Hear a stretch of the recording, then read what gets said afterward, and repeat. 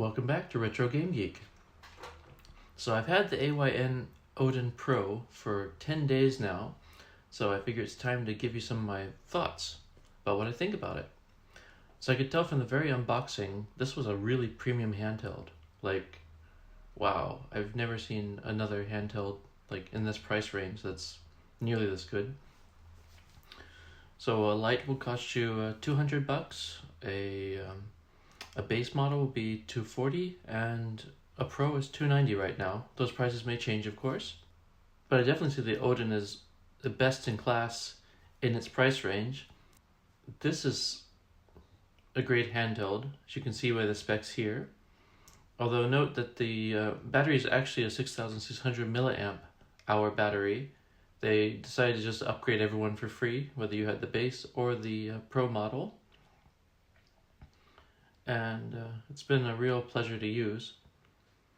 So here we see it powering on, and one thing I'd recommend when you run this for the first time is to choose that first launcher option. It'll save you a lot of trouble, because if you choose the second option, you'll just have pretty much a blank slate, and you'll be like, what do I do? But it's also kind of what the beauty of this device is it is a blank slate. You kind of need to know what you're doing though. So it's sort of like if you take an Android phone and you just want to make it an emulation device. This kind of is just an Android phone with built-in controllers. Except it does have some extra things like a fan, which you won't typically find on an Android phone. And it also has nice quality of life improvements like its own launcher. If you want a standard Android launcher, you got that. If you want the Odin launcher, you got that. If you want a retro game launcher, you can put up something like Dig or Launchbox. So I put on Launchbox, and I'm really happy with that, I have to say.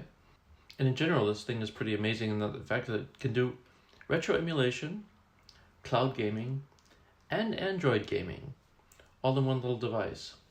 So let's get into it with retro emulation. So I've been surprised. I threw some GameCube games at it, and it ran them really well, like Zelda Wind Waker.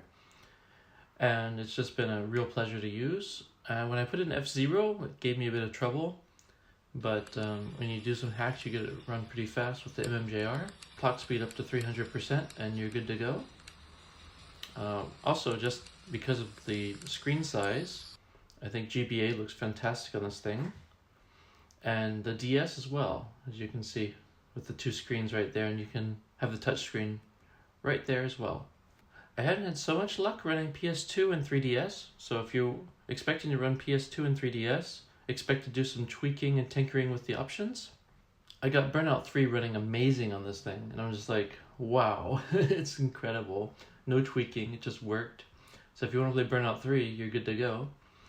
Also note for these higher end systems, you can put it into performance mode, so when the device reaches a certain temperature, it activates the fan. If you want to run more intense stuff like PS2 and 3DS or more intense Android games, then you can even go up to high performance mode.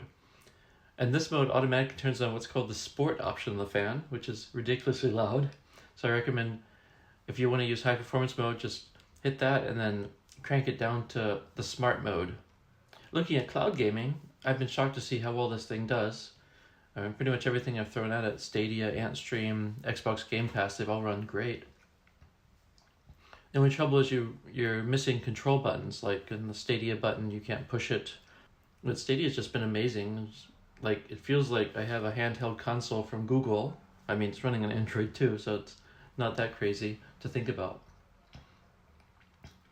But you can also do crazy things like if you have a friend come over who also has Stadia and you want to play two players, they can play on your TV, you can play on your Odin, and it's just a great experience that way.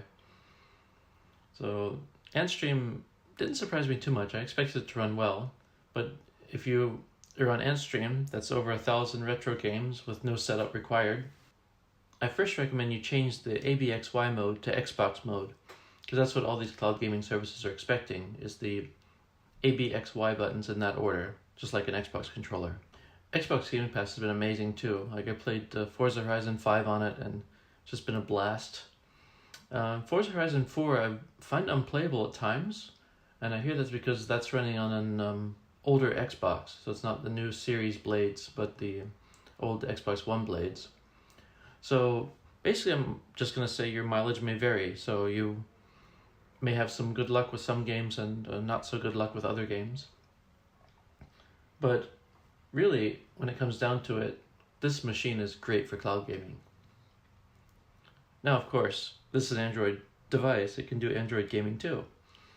So it's unfortunate that the Google Play Store doesn't let you filter by controller support, because that would be really nice to have. So I've been playing Rocket League Sideswipe and Horizon Chase on here, and it's just been a blast. It's just so amazing, just having it, just this ultimate Android experience on your on what feels like something better than a Nintendo Switch, in my opinion. And I'd say for all of this, whether it comes to retro gaming or Android gaming, check out Scott's compatibility spreadsheet. So people are listing the games they're playing on it and what tweaks they're making to make them work better. And you can see right off the bat, for Android games, does it have controller support, yes or no? Sometimes you try games and you expect them to have controller support and they don't. Or maybe they had support on iOS like Worms 3, but they don't have it on Android, which is really frustrating because I was really looking forward to playing Worms 3 on this device. But hey, with Xbox Game Pass, I can play Worms WMD and pass the controller around, so not all is lost. Of course, it only works online, but I mean, there's so many options here.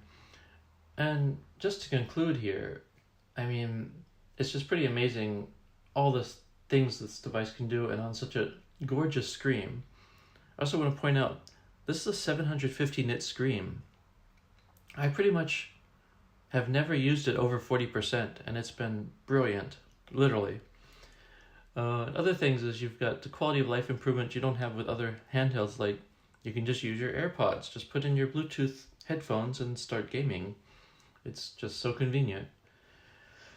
And things like if you want to file on your handheld, just go to Chrome, download it. It's easy. You don't need some dongle to shove into the USB-C port at the top. It just connects. Or if you want to just connect an external monitor, just connect it and it'll even power it. And the 1080p 16:9 display is just perfect, I think, for all kinds of gaming like this. Because if you have cloud gaming, you want to have a big screen, like the 16:9.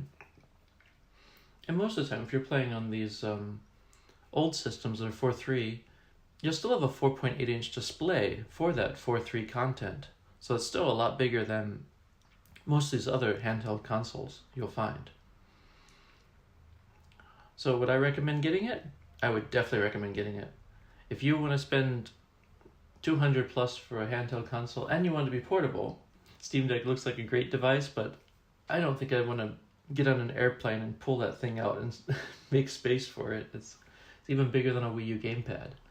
But to each their own. I mean, I think you'll already have an idea watching this if you think the Odin's what you want, if you want the Steam Deck, if you want the Retroid Pocket 2 Plus. And obviously for people who are starting, I'd say just get a Miu Mini or a Powkiddy V90. Those are those smaller handhelds. But in any case, however you game, I hope you have fun, and thanks for watching. Like, subscribe if you found this useful, and I'll see you next time on Retro Game Geek.